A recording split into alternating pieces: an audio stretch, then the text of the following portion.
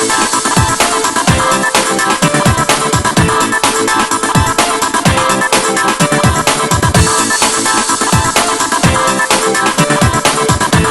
morning students. Today we are going to start a new lecture of lecture number 3 solid state for class 12th. In previous lecture we discussed about space lattice, unit cell, types of unit cell or parameter of unit cell, etc.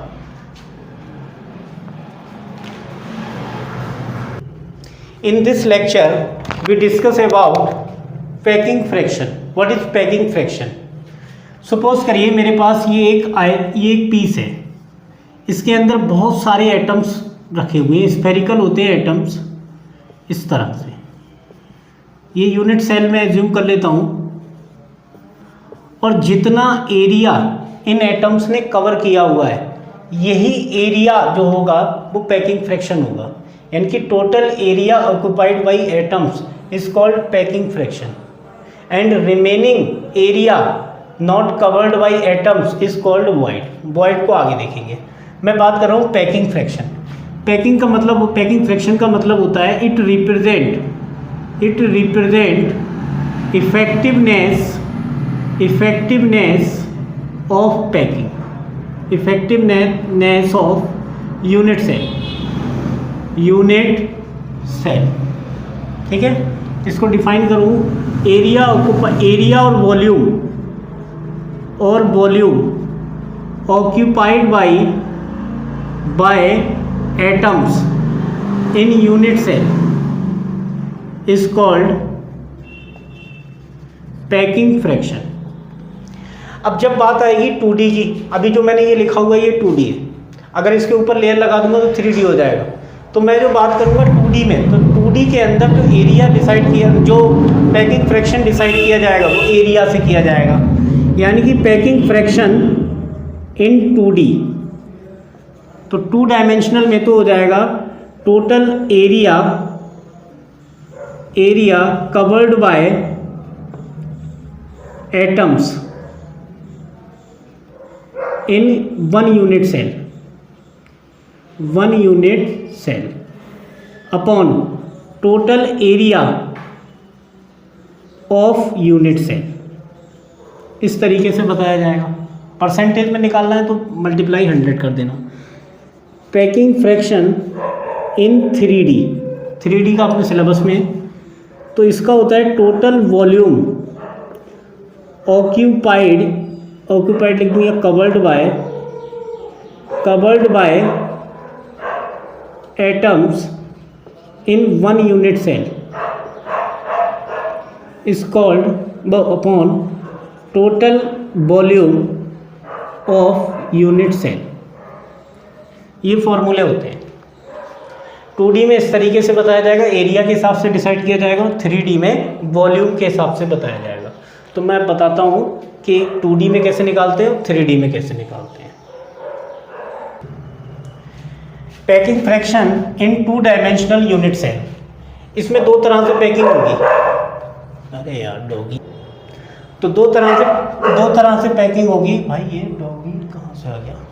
2 तरह से packing होगी. एक होगी square packing, एक होगी hexagonal packing.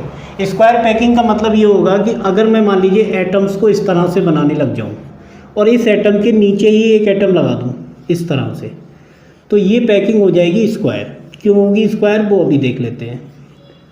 ये square इसलिए होगी अगर मैं 4 एटम के सेंटर को आपस में मिक्स कर दूं तो क्या बन जाएगा स्क्वायर. तो ये हमारी पैकिंग हो जाएगी स्क्वायर पैकिंग. अगर इस तरह की आप पैकिंग करा रहे हैं तब कितने % एरिया ऑक्युपाई होगा वो देखते हैं. और एक होती है हेक्सागोनल पैकिंग. हेक्सागोनल में क्या होगा कि 2 एटम्स के बीच में एटम को मैं लगाऊंगा जिससे थोड़ा सा वॉइड कम हो जाएगा. इस तरह से लगाऊंगा, ये वाली इस तरह से. तो अगर मान लीजिए मैं 2 एटम के बीच में लगा रहा हूँ, तो मान लीजिए मैं इसको मैं सेंटर एटम मान लेता हूँ. इन पॉइंट्स को मैं आपस में मिला लूँ, ये, तो इनको अगर मैं आपस में मिलाऊंगा तो इस तरह से हेक्सागन बन जाएगा.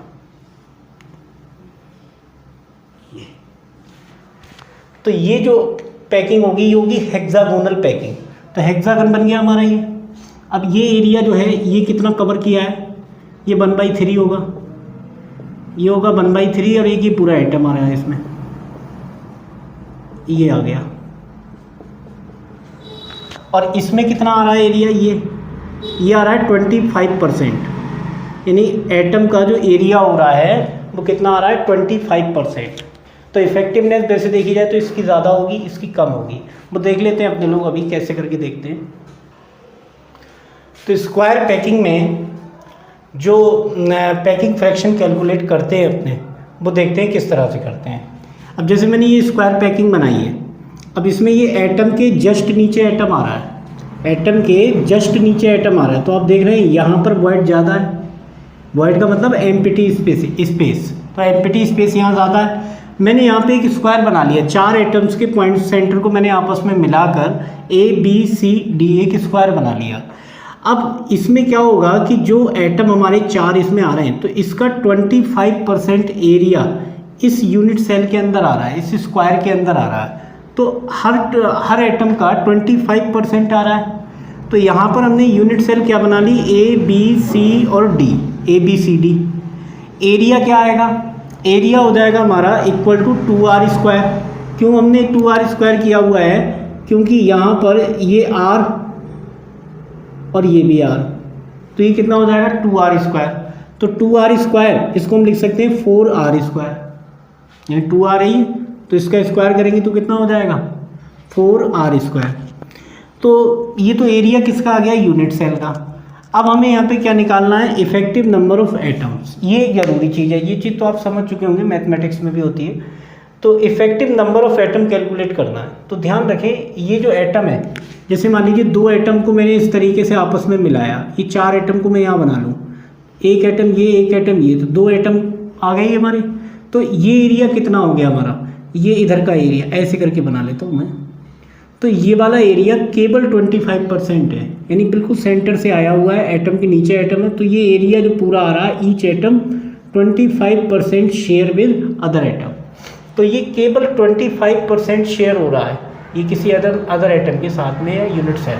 तो इस यूनिट सेल में 25%, 25%, 25%, 25। रिमेनिंग अगर मैं बात करूँ तो 1/4 कंट्रीब्यूशन है इसका। तो कंट्रीब्यूशन कितना है 1/4 का, और एटम कितने हैं 4। ओवरऑल कितने एटम आ गए हमारे, इफेक्टिव नंबर ऑफ एटम 1। अब एरिया ऑफ 1 एटम कितना होता है, πr²। ये फॉर्मूला होता है किसी भी उसका एटम का जो एरिया होता है, स्फेरिकल होता है ना, तो एरिया ऑफ स्फीयर कितना होता है πr²। तो πr²। तो पैकिंग फ्रैक्शन इक्वल टू क्या होता है, एरिया ऑफ एटम। तो एरिया ऑफ जितने भी एटम है हमारे, तो यहाँ पे एरिया एटम का आ गया, या एरिया ऑफ स्फीयर बोल दूँ मैं, इनटू नंबर ऑफ एटम। तो नंबर ऑफ एटम कितने हैं यहाँ पे, इफेक्टिव नंबर ऑफ एटम 1। तो यहाँ पे पैकिंग फ्रैक्शन निकालने के लिए एरिया ऑफ स्फीयर और molecule into effective number of atom 1, तो 1 आ रहे हैं यहाँ इफेक्टिव नंबर ऑफ एटम, और अपॉन में total area of unit cell. तो टोटल एरिया यूनिट सेल का कितना, 4r²। तो यहाँ से r² से r² कैंसिल कर दूंगा मैं, ये कैंसिल हो गया। अब बचा हमारा π/4। π/4 में पाई की वैल्यू कितनी होती है 3.14। तो अपॉन में 4 करूँगा तो ये 0.78 आएगा। मतलब ये है कि 78% area occupied by atoms in square packing of 2D unit cell. तो 2D यूनिट सेल में अगर आप स्क्वायर पैकिंग कराएंगे तो केवल 78% एरिया ही कवर हो पाएगा एटम से, रिमेनिंग हमारा 22% वॉइड रह जाएगी। तो ये एरिया फिर भी हमारा खाली रह जाएगा। अब हम देखते हैं हेक्सागोनल पैकिंग कैसी होगी। तो हेक्सागोनल पैकिंग में आपने देखा कि 2 एटम्स के बीच में एटम आ रहा है, 2 एटम के नीचे एटम आ रहा है, तो एक हेक्सागन टाइप का बन गया। उसमें जो इसमें हमारा जो स्फीयर था, जो मॉलिक्यूल था, उस एटम का 1/4 शेयर कर रहा था यूनिट सेल में, जबकि इसमें जो एरिया शेयर करेगा ये करेगा 1/3 का। तो ये 1/3 का करेगा ये पूरा, जबकि ये एटम पूरा इसमें कवर हो जाएगा। तो ये हेक्सागन टाइप का बन गया। अब हमने इसको क्या बना लिया, एरिया ऑफ यूनिट सेल कितना हो गया, ABCDEF, ये हो गया। अब इसमें अगर मैं यहाँ से कट करूँ तो एक ट्राइंगल ये निकलेगा, एक यहाँ निकलेगा, एक यहाँ निकलेगा, एक ये निकलेगा, एक ये निकलेगा, एक ये आया, मतलब टोटल कितने यहाँ पे ट्राइंगल बन जाएंगे 6। तो हमने इसको इस तरीके से लिखा हुआ है कि area of unit cell equal to 6 into area of triangle A O B, area of triangle A O B. अब हमने इसको अलग सॉल्व कर लिया, इसको हमने यहाँ से हटा के ए ओ बी को अलग लिख दिया। अब यहाँ पर अगर मैं यहाँ पर हाइट की बात करूँ तो एच से रिप्रेजेंट कर रहा हूँ मैं, और इसमें मैंने यहाँ पे 60 डिग्री का हो जाएगा ये, और यहाँ पर जो रेडियस है इसकी ये कितना होगा, देखो ये वाला आर और ये आर, तो कितना हो गया ये 2r। ऐसे कैसे यहाँ पर भी क्या आएगा 2r, तो नीचे भी 2r, ऊपर इधर भी 2r। तो अब मैं इसको जब सॉल्व करूँगा, ये टोटल मैथमेटिकली सॉल्व होता है। एरिया इक्वल टू क्या हो जाएगा, हाफ इंटू 2r और इंटू में h, तो यहाँ पे एंगल बनेगा साइन 60 का, तो साइन 60 इक्वल टू कितना आएगा h अपॉन 2r, कितना आएगा h अपॉन 2r। तो ये हमारा हो गया 2 से 2 कट गया, sine 60 equal to h upon 2r। तो ये कितना हो गया h upon sine 60 equal to h upon 2r हो गया ये। अब यहाँ से h इक्वल टू, अब साइन 60 की वैल्यू 3/2 होती है, तो ये कैंसिल हो जाएगा इससे, तो यहाँ से h इक्वल टू आ जाएगा √3r। तो एरिया इक्वल टू जब मैं निकालूंगा तो ये हो गया 1/2, ये 1/2, ये वाली वैल्यू मैं h की वैल्यू को यहाँ से ले जा रहा हूँ, यहाँ पुट कर रहा हूँ, तो यहाँ पर 1/2 इंटू 2r इंटू √3r, 2 से 2 कैंसिल हो जाएगा, 3r² आ जाएगा, √3r²। तो एरिया कितना आ गया √3r²। अब हम यहाँ पे आते हैं, तो unit area of unit cell equal to क्या आ जाएगा, इसको मैं यहाँ पर पुट कर दे रहा हूँ। ये एरिया आ गया ट्राइंगल ABO का, ये एरिया ऑफ ट्राइंगल ABO आया है, इसकी वैल्यू को उठा के यहाँ पुट कर देंगे, तो ये हो जाएगा इक्वल टू 6√3r², तो ये आ जाएगा। फिर इफेक्टिव नंबर ऑफ एटम्स अगर मैं इसमें कैलकुलेट करूँ, यही चीज़ एक बड़ी चीज़ होती है जिसे आप ध्यान रखना। अब जितने भी ये एटम्स हैं इनका कितना आ रहा है 1/3, तो एक एटम तो पूरा आ रहा है, तो 1 प्लस 1/3 इंटू 6 एटम का कितना एरिया शेयर हो रहा है 1/3। तो ये सॉल्व करके कितना आ गया हमारे पास 3, तो 3 आ गया इफेक्टिव नंबर ऑफ एटम्स। अब मैं एरिया ऑफ 1 एटम की बात करूँ तो πr² ही होता है, और total area occupied by atoms कितना हो गया, एक एटम का जो एरिया है वो तो πr² है, तो 3 एटम का कितना हो जाएगा 3πr², तो ये 3πr² हो जाएगा। इसके बाद पैकिंग फ्रैक्शन जब हम निकालेंगे तो total area occupied by atoms, कितना एरिया ऑक्युपाई किया है ऑक्युपाइड बाई एटम 3πr², और अपॉन में जो total area of the unit cell है, तो total area of the unit cell ये है, और ये है total area of atoms occupied by atom, total area, हाँ। तो ये हो गया हमारा, ये कैंसिल करेंगे 3 2 जा, और यहाँ से r² कैंसिल हो जाएगा, तो पाई अपॉन 2√3, और पाई की वैल्यू यहाँ पुट करेंगे, √3 की वैल्यू वही होती है 1.732 के अप्रोक्सीमेट, और पाई की 3.14 होती है। इसको सॉल्व करेंगे तो 9.91 का मतलब 91% area occupied by atoms, remaining 9% void कितनी हो गई हमारे पास, केवल 9%, और जो पैकिंग फ्रैक्शन हो गया वो कितना आया है इसका 91%। अब देखिए इसमें 91% एरिया ऑक्युपाइड हो रहा है एटम से, और इसमें 78% area occupied by atoms, then so that hexagonal packing is better than square packing. तो स्क्वायर पैकिंग से ये ज़्यादा अच्छी पैकिंग है। तो अगर आप कभी भी कहीं अगर स्क्वायर में वो उसमें आपको अगर कभी भी स्फेरिकल अगर टाइल्स लगवा रहे हैं कहीं पर, तो उसका सबसे बेटर तरीका यही होता है, सबसे अच्छी तरीके से पैकिंग हेक्सागोनल पैकिंग होगी। स्क्वायर पैकिंग में मैक्सिमम एरिया जो है वो अनकवर्ड रह जाएगा, जबकि इसमें मोरेबर एरिया कवर हो जाएगा। केवल 9% वॉइड रह रही है बस इसमें, केवल 9%, जबकि इसमें कितनी आ रही है 22% वॉइड। तो ये hexagonal packing is better than square packing in 2D। Next जो है वो हम देख रहे हैं पैकिंग फ्रैक्शन इन 3 डायमेंशनल। तो सबसे पहला केस मैं ले रहा हूँ for simple cubic unit cell के लिए। तो सिंपल क्यूबिक की अगर मैं बात करूँ तो इसकी जो स्ट्रक्चर होती है वो इसमें इस तरह से, देखो यूनिट सेल तो ऐसी बनती है, बट एक्चुअली क्या है कि जो एटम्स होते हैं इसमें वो सभी कहाँ पर अरेंज होते हैं, केवल कॉर्नर पर, ये कॉर्नर पर सारे एटम्स होते हैं। अब अगर मान लीजिए मैं एज लेंथ मान लूँ इसकी, suppose edge length of unit cell क्या मान लेता हूं मैं, ए, और रेडियस ऑफ एटम्स, ये सारे एटम पास पास में हैं, लग रहे हैं आपको दूर, थोड़ा कंफ्यूजन ना करें, ये एटम जो है वो बिल्कुल पास पास में, ये बहुत ज़्यादा डिस्टेंस नहीं होती, बिल्कुल क्लोज पैकिंग होती है। तो radius of atoms equal to मैंने क्या एज्यूम कर लिया, आर।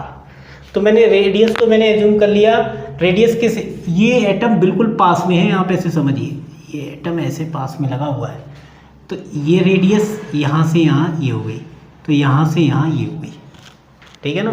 तो ऐसे एटम्स लगे हुए हैं, ये बिल्कुल पास पास में एटम है ये, इसको रेडियस मैंने एज्यूम कर लिया है, तो ये कितना हो जाएगा 2r। तो यहाँ पे अगर मैं बात करूँ, तो अब देखिए बिल्कुल ऐसे पास पास में लगे, तो ये चीज़ तो हमारी पूरी क्या हो गई है, ए, और ये इसकी क्या है, रेडियस। तो एटम बिल्कुल पास पास में लगे, तो ए की वैल्यू यहीं से कितनी दिखाई दे रही है, 2r, क्योंकि ये एटम बिल्कुल पास में लगा हुआ है ऐसे करके। तो यहाँ तक की जो डिस्टेंस है वो एज लेंथ है इसकी, और एज लेंथ इक्वल टू कितनी हो जाएगी, 2r। ऐसे कैसे, इसमें होगा, इधर भी होगा, इधर भी होगा, हर जगह होगा। तो ए की वैल्यू कितनी आ गई, 2r। अब मैं कैलकुलेट करता हूँ effective number of atoms in unit cell. Unit cell के अंदर कितने एटम है हमारे पास, टोटल 8 एटम है। कंट्रीब्यूशन कितना होता है कॉर्नर का, 1/8। तो कितना आ गया इफेक्टिव नंबर ऑफ एटम, 1। तो इफेक्टिव नंबर ऑफ एटम 1 आ गया। वॉल्यूम ऑफ मैं बात कर रहा हूँ वॉल्यूम ऑफ स्फीयर या एटम की बात करूँ मैं, वॉल्यूम ऑफ एटम्स, तो कितना होगा, AQ होगा, सही है। तो यहाँ पे कितना हो जाएगा हमारा, ये हो गया 2r की पावर q, मतलब 3। तो कितना हो गया, ये हो गया 4 to the 8r², r3, ये होगा। Volume of atoms equal to, atom spherical होता है तो 4/3 πr² होगा, πr², 4/3 πr³ होगा, क्योंकि वॉल्यूम की बात हो रही है। तो 4/3 πr³, तो ये हमारा हो गया वॉल्यूम ऑफ एटम्स। अब मैं बात करने जा रहा हूँ वॉल्यूम ऑफ यूनिट सेल की, यूनिट सेल के वॉल्यूम की बात कर रहा हूँ। तो कितना हो जाएगा, ये A³ और इसकी वैल्यू है 2r³, तो कितना हो गया, ये 8r³। अब मैं पैकिंग फ्रैक्शन निकालूँ, packing fraction equal to volume of atoms. अब एटम कितने हैं हमारे पास, 1 एटम है, इसका वॉल्यूम लगा देंगे, upon volume of unit cell. अगर परसेंटेज में निकालना है तो मल्टीप्लाई 100 से कर देंगे। वॉल्यूम ऑफ एटम कितना हो गया, 4/3 πr³ अपॉन 8r³, ठीक है। तो ये हमारा r³ से r³ कैंसिल हो गया, ये हमारा आ गया 4 to the 8 π/6 आ गया ये। अब π/6 की वैल्यू कितनी होगी, अप्रॉक्सीमेट 0.524 हो गई है, और इसका मतलब 52.4% area occupied by atoms in simple cubic unit cell. Remaining हमारी जो रह जाएगी वो वॉइड रह जाएगी। तो सिंपल क्यूबिक यूनिट सेल के अंदर केवल 52.4% एरिया ऑक्यूपाइड होता है, ये चीज़ आप याद कर लें। फिर इसके बाद देखते हैं FCC में। अब बात कर रहे हैं for FCC cubic unit cell. ये मैंने एक वो बना लिया यूनिट सेल, इसमें सभी एटम अभी कहाँ लगे हुए, कॉर्नर पे। अब मैं इसमें फेस पर भी लगाऊंगा एटम। अब मान लीजिए मैं कहीं एक लगा देता हूँ, मैं ये फेस होगी, ऐसे कैसे यहाँ भी फेस होगी, फेस तो 6 है इसकी, तो इस तरीके से फेसेस होगी। मैं बात कर रहा हूँ ये जो फेस वाला एटम है, तो मैं यहाँ पर A, B और ये C एज्यूम कर लेता हूँ। इनको आपस में अगर मैं मिला दूँ तो ये इस तरीके से हो जाएगा, ठीक है ना। तो अब देखिए आप, suppose edge length of unit cell कितनी मान ली हमने, ए, पूरे कहीं की भी मान लो आप, यहाँ की मान लो, कोई दिक्कत नहीं है। और इसकी जो रेडियस होगी वो कितनी आपने एज्यूम की है, इसकी जो रेडियस है वो आर एज्यूम की है, और ये सभी एटम्स की रेडियस कितनी है, आर। तो रेडियस ऑफ यूनिट सेल नहीं है, मतलब स्फीयर कितनी हो गई, आर। अब मुझे बताइए यहाँ पर जो ए सी है, अब देखिए ये एटम बिल्कुल पास पास में है, एटम जो है ये बिल्कुल पास पास में, लेकिन ये इसके पास में नहीं होगा, इसके पास में होगा ये वाला एटम और इसके पास होगा ये वाला एटम। तो अगर मैं बात करूं ए सी की, तो ए सी यहाँ से कितना दिखाई दे रहा है, 4R। क्यों, देखिए ये भी एक एटम है, तो इसकी रेडियस R, इसकी रेडियस R, इसकी भी अपनी रेडियस R और इसकी भी रेडियस R, टोटल कितनी हो गई, 4R। ये 4R हो गई रेडियस। जबकि यहाँ पर ए बी और बी सी, यानी कि यहाँ पर ए बी कितना है, ये कितना है आपका R², ये कितना है आपका R²। तो यहाँ पर मैं इसको R² कर देता हूँ, चल छोटा ले लूँ R², स्मॉल वाला ले लेता हूँ मैं। या फिर मैं इसको सीधा, ये डिस्टेंस है ना पूरी A, तो A² कर देता हूँ। ऐसे क्या, ऐसे बी सी भी क्या है, A²। मैं पाइथागोरस थ्योरम यूज़ करता हूँ, तो AC² = AB² प्लस BC², ये आ जाएगा आपका A² प्लस A², मतलब 2A²। तो ये आपका 2A² आ गया। और यहाँ पर AC की जो वैल्यू है, मैं इसको ऐसे करके भी कर दूँ, AC = √2A, तो √2A हो जाएगा ये। तो AC की यहाँ मैं वैल्यू पुट कर देता हूँ, 4R = √2। बेटा ये स्टूल हटा लो, हाँ स्टूल हटा लो। 4R, तो ये हमारा हो जाएगा A = 4R / √2, ये आ जाएगा हमारा। अब हमें क्या करना है, यहाँ पर एरिया वॉल्यूम निकालना है, volume of unit cell. Unit cell का वॉल्यूम A³ हो गया, तो ये हो गया 4R / √2³, ये हो गया हमारा 64R³ / 2√2, ये आ गया। अब मुझे एक चीज़ और निकालनी है, effective number of atom, effective number of atoms in unit cell. Unit cell के अंदर कितने इफेक्टिव नंबर ऑफ एटम है। तो इफेक्टिव नंबर ऑफ एटम की अगर मैं बात करूँगा, तो effective of number of atom पूरे यूनिट सेल के अंदर जो कंट्रीब्यूशन वाइज अगर मैं बात करूँ, तो यहाँ पे कितने आ जाते हैं, जो 6 एटम, जो 8 एटम तो होते हैं कॉर्नर पर, तो 8 × 1/8 उसका कंट्रीब्यूशन, प्लस हाफ एटम आता है, हाफ कंट्रीब्यूशन होता है फेस पर, और फेस पर कितने होते हैं, 6। टोटल कितने आ जाते हैं फेस सेंट्रल में, ये मैं पहले बता चुका हूँ, 4 आ जाते हैं। अब मैं बात करने जा रहा हूँ वॉल्यूम ऑफ स्फीयर।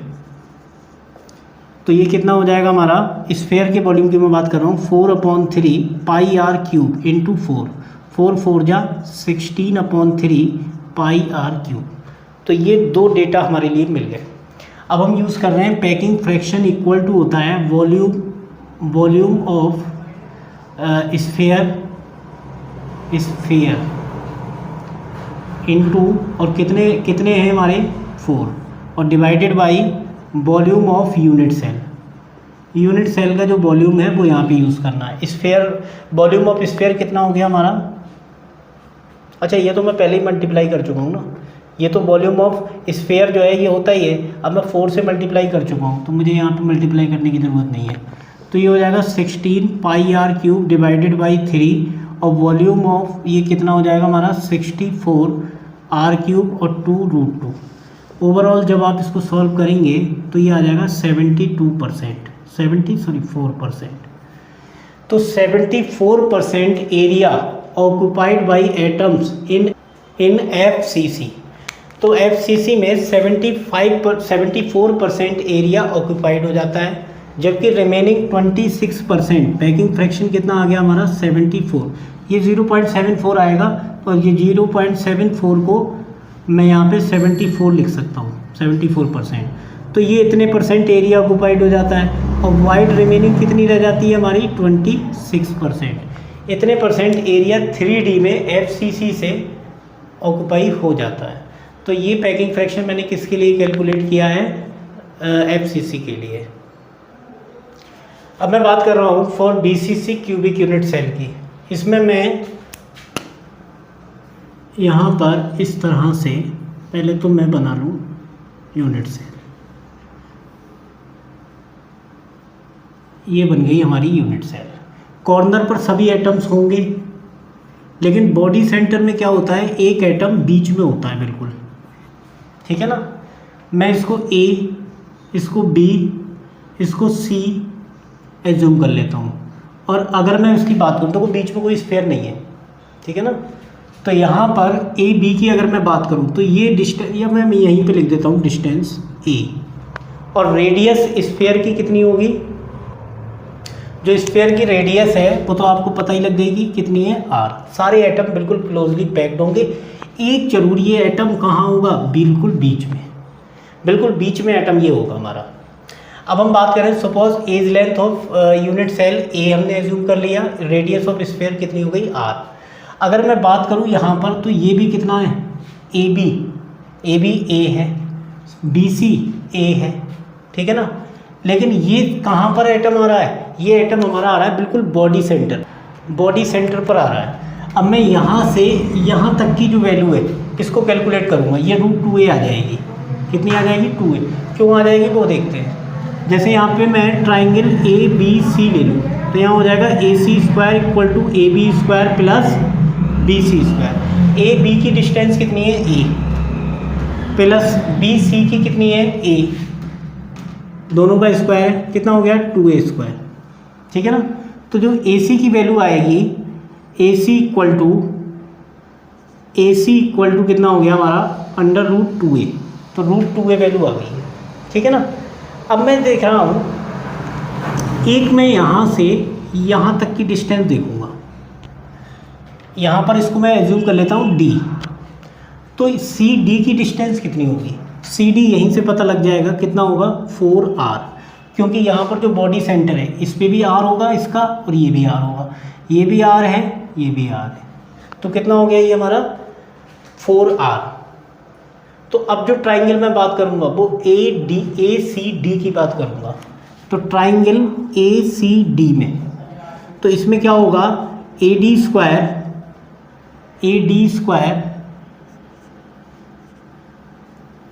क्यों, CD square equal to AC² plus AC² plus कौन सा हो गया, AD स्क्वायर। तो AC² की वैल्यू कितनी है, तो यहाँ पर AC² की जो वैल्यू है हमारे पास में, AC² ये हो गई हमारे पास √2a, इसका पूरे का स्क्वायर हो जाएगा। या फिर मैं ऐसा करता हूँ कि पहले नंबर इसका स्क्वायर ही हटाता हूँ, तो ये हो जाएगा √AC, हाँ सही है, AC² प्लस AD²। तो कितनी वैल्यू हो गई, 2a²। √3 आ गया, तो CD की वैल्यू जो हो गई हमारी √3 होगी। अब CD की वैल्यू यहाँ पे दी हुई है 4R इक्वल टू √3a। तो यहाँ से आ गया A equal to 4R upon √3, ये चीज़ आ गई हमारी यहाँ से। अब यहाँ पर हमें निकालना है वॉल्यूम ऑफ यूनिट सेल, कितना होता है A³। तो ये हो जाएगा हमारा 4R डिवाइडेड बाई √3, इसका क्यूब कर दे रहे हैं, ये हो जाएगा 64R³ डिवाइडेड बाई 3√3। अब देखते हैं इफेक्टिव नंबर ऑफ एटम्स इसमें कितने हैं। तो इफेक्टिव नंबर ऑफ एटम्स अगर मैं बात करूं तो आपको पता है कॉर्नर पर कितने हैं, 8 एटम। तो 1 कंट्रीब्यूशन कितना है उसका, 1/8, और कितने हैं total 8 atom, plus body centre पर कंट्रीब्यूशन भी पूरा 100% होता है 1, कितना आ गया 2। तो मुझे अब निकालना है वॉल्यूम ऑफ स्फेयर, तो कितना होता है 4/3 पाई आर क्यूब, और हैं कितने यहाँ पर 2, तो कितना हो गया ये 8/3 पाई आर क्यूब। अब क्या रह गया, पैकिंग फ्रैक्शन निकालना है। पैकिंग फ्रैक्शन देख लेते हैं। Packing fraction equal to volume of spheres और अपॉन में volume of unit cell, total volume of unit cell. तो स्फेयर का वॉल्यूम कितना है, ये आ गया हमारा 8/3 pi r cube divided by volume of unit cell हो गया हमारा 64 आर क्यूब डिवाइडेड बाई 3√3, ये आ गया हमारा। अब इसको सॉल्व करना हमें।